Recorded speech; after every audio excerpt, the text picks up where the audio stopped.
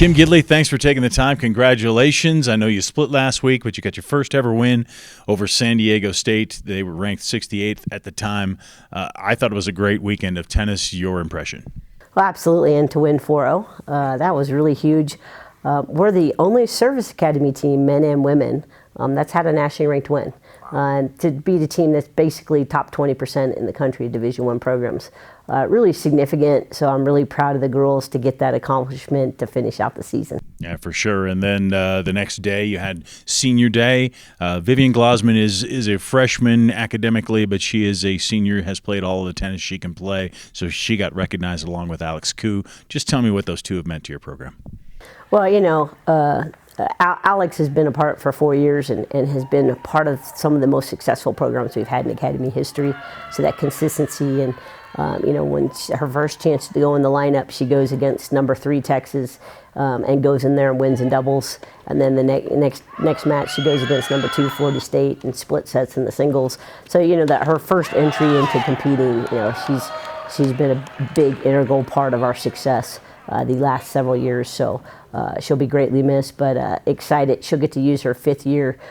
She's got the scholarship to Notre Dame, and although she'll commission in the Space Force, and she'll be able to use the COVID year of eligibility there too.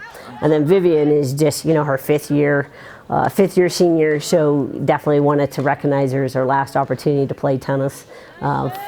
For a sport that she's, you know, literally probably, you know, grown up with, you know, probably say born with a racket in her hand, but she's, you know, just really a great surprise for us, and we knew she was good, but to really dominate like she has in the spring, she has not lost a singles match. So she's a perfect 18-0 in dual matches, and then in doubles they've lost 1 match. Her and Karina are 21-1. And they lost to a nationally ranked team there.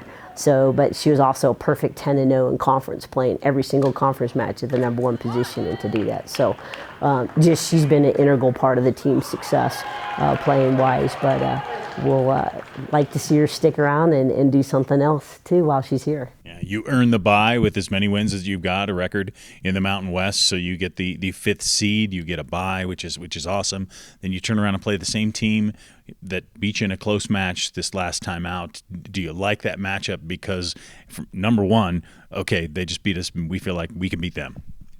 You know, yeah, I always think it's tough to beat a good team twice in a row. Yeah. And I think they're a good team, we're a good team. So had we won, man, you know, we're going to have to be prepared. And, you know, had we lost, I'm like, what a great opportunity. You know, get a little bit of fire in our belly, and definitely excited about that's who we get to play. Yeah. You go to Arizona. Talk to me about the courts down there, a little lower elevation. What's that do to your team? Well, we'll be able to run all day long, but it's going to be hot.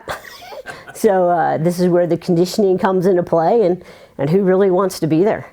And this time of year, you know, it's Air Power April. It's going to be a dogfight in the air, and we're going to decide, you know, our fate. And it's a great opportunity to compete, and we're just excited to be at the tournament and to give it our best.